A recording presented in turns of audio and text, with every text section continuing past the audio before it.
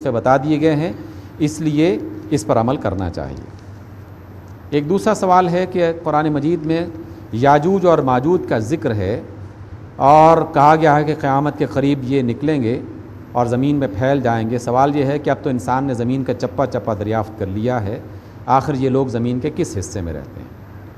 بہت سارے مفسرین کا کہنا یہ ہے کہ یہ کوئی ایسی قوم نہیں ہے جو کسی علاقے میں چھپی ہوئی ہے اور بندوں کو اس کا پتہ نہیں ہے۔ ایسا نہیں ہے جو ہمارے ہاں ایک متھ موجود ہے نا کہ کسی پہاڑی درے میں محفوظ ہیں اور وہ کوئی ایسی دیوار ہے جس کو چاٹ رہے ہیں اور صبح سے لے کر وہ چاٹنا شروع کر دیتے ہیں، رات شام تک دیوار بالکل باریک سی رہ جاتی ہے، پھر وہ اس کو چھوڑ دیتے ہیں اور اگلے دن جب وہ اٹھتے ہیں تو دیوار پھر اتنی ہی موٹی ہو چکی ہوتی ہے۔ تو یہ محض ایک گھڑی گھڑائی روایت ہے، اس کا کوئی حقیقت سے تعلق نہیں ہے۔ اللہ تعالیٰ نے صرف اتنا کہا ہے کہ یاجوج اور ماجوج قیامت کے روز ایک قوم ہوگی کہ جو پہاڑی ٹیلوں سے اچھلتی ہوئی دنیا پر حملہ آور ہو جائے گی اور کئی مقامات پر وہ تباہی پھیلاتی ہوئی آگے بڑھنا شروع ہو جائے گی اور وہ تباہی پھیلا دے گی۔ تو مفسرین کا کہنا یہ ہے کہ یاجوج اور ماجوج سے مراد یہ جو چائنا میں پائے جانے والے افراد ہیں، وہاں پر جو رہنے والی دیوار چین سے اس پار اور جو پہاڑی علاقہ ہے، یہ پورا کا پورا جسے آپ ہمالہ کا سلسلہ کہہ سکتے ہیں، سلسلہ ہمالہ، اور گلگت کا سلسلہ اس کو بھی اس کے اندر شامل کیا جائے گا۔ تو یہ گلگت، نانگا پربت اور ہمالیہ کا پورا جو سلسلہ ہے،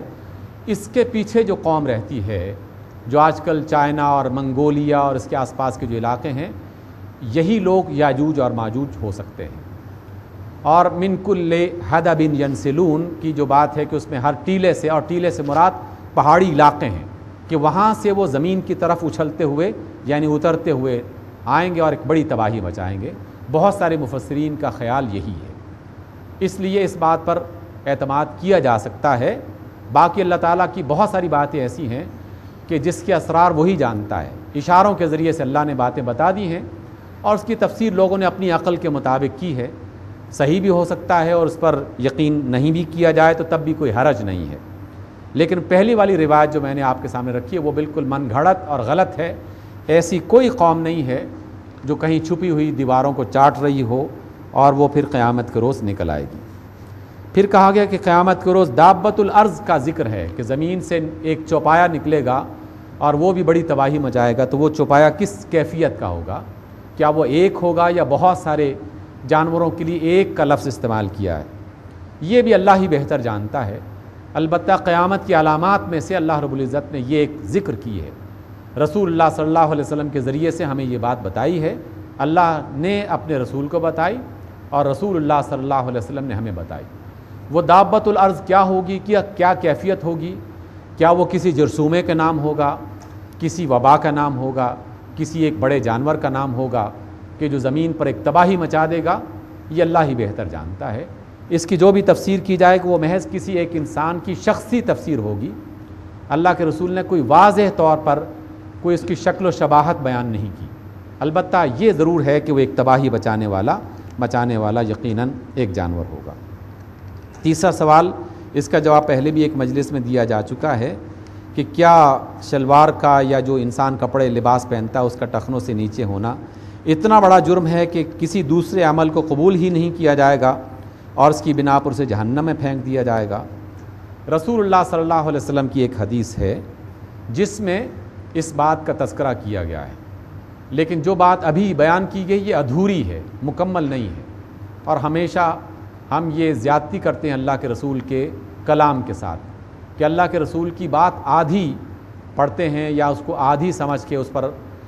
جو ہے کوئی نہ کوئی فتویٰ لگانے کی کوشش کرتے ہیں۔ اللہ کے رسول کی تعلیم میں یہ بات شامل ہے کہ وہ شخص جو مسبل ہے، یعنی جو اپنے کپڑے ٹخنوں سے نیچے لٹکا کے گزرنے والا، تکبر کے ساتھ، غرور کے ساتھ جو ایسا عمل کرتا ہے، اللہ تعالیٰ قیامت کے روز نہ اس پر رحم کریں گے، نہ اس کے گناہوں کو بخشیں گے اور نہ ہی رحمت کی نظر سے ان کی طرف دیکھیں گے۔ تو یہاں جو بنیادی بات ہے وہ غرور اور تکبر کے ساتھ کپڑے کو لٹکانا، جو ایک قدیم زمانے سے روایت اور رواج رہا ہے بادشاہوں کے ہاں، امراء کے ہاں، ساہوکاروں کے ہاں، جتنا بڑا امیر آدمی ہوتا تھا، جتنا بڑا چودھری سردار ہوتا تھا، اس کا کرتا یا اس کی تہمد یا اس کا جو لمبی قمیض ہے اتنی ہی زیادہ پھیلی ہوئی زمین پر وہ گھسٹ کے چلتی تھی اس کے ساتھ ساتھ. اور بادشاہوں کے ہاں تو باقاعدہ کئی آدمی معمور کیے جاتے تھے کہ اس کے پھیلے ہوئے کپڑوں کو باقاعدہ اٹھا کر بادشاہ سلامت کے پیچھے پیچھے چلتے، اور بادشاہ سلامت اس کے سامنے بڑے سینہ پھولا کر اور گردن اکڑا کر وہ چلتے تھے. اللہ کے رسول نے اس شخص کی مذمت کی ہے. جب یہ حدیث بیان کی گئی تھی تو جناب ابو بکر بھی اس مجلس میں موجود تھے. تو آپ رضی اللہ تعالیٰ عنہ نے رسول اللہ صلی اللہ علیہ وسلم سے پوچھا، اے اللہ کے رسول، میرا کپڑا تو خود بخود نیچے سرک جاتا ہے کیونکہ میرا پیٹ نسبتاً بڑا ہے اور وہ صحیح طور پر کس کے میں باندھ نہیں سکتا، اور وہ خود بخود سرک جاتا ہے، تو کیا میرے ساتھ بھی ایسا معاملہ ہوگا؟ تو رسول اللہ صلی اللہ علیہ وسلم نے فرمایا، آپ ان میں شامل نہیں ہیں، آپ ان میں شامل نہیں ہیں، کہ اللہ تعالیٰ جو ہے ایسے لوگوں کی طرف نظر اٹھا کے نہیں دیکھا گا جن کے اندر تکبر پایا جاتا ہے، جن کے اندر غرور پایا جاتا ہے، اور آپ کے اندر کوئی غرور اور تکبر نہیں پایا جاتا. اس لیے اس بات پر یقیناً عمل ضرور کرنا چاہیے، لیکن یہ بات مکمل اس طرح سے ہے جس طرح میں نے آپ کے سامنے بیان کی ہے. دو بھائیوں کی اولاد، دونوں کے بڑے یعنی پہلی اور لڑکی اور پہلا لڑکا، ان دونوں نے والدہ کا دودھ پیا ہے. ان کی پہلی اولاد کی جو لڑکی اور لڑکا پیدا ہوں، کیا ان کا آپس میں رشتہ ہو سکتا ہے؟ دیکھیے، ایک اصول بنا لیجئے کہ جو رشتے خون کی بنیاد پر حرام ہیں، جو رشتے خون کی بنیاد پر حرام ہیں، دودھ پینے کی صورت میں بھی وہ سارے کے سارے رشتے حرام ہو جاتے ہیں. اب اس کا حساب کتاب اپنے گھر میں بیٹھ کے خوب اچھی طرح لگا لیجئے کہ خون کے رشتے میں کون کون سے ایسے فرد ہیں، لڑکے لڑکیاں ہیں جو آپس میں نکاح نہیں کر سکتے. تو جس طرح سے خون کی بنیاد پر آپس میں نکاح کا رشتہ نہیں جوڑا جا سکتا جو محرم رشتے ہیں، اسی طرح دودھ کی بنیاد پر یعنی رضاعت کی بنیاد پر جو رشتے باہم بنتے ہیں ان کا بھی باہم رشتہ نہیں ہو سکتا. مزید تفصیلات چاہتے ہیں تو پھر انفرادی ملاقات کے ذریعے سے اس کا جواب مل سکتا ہے.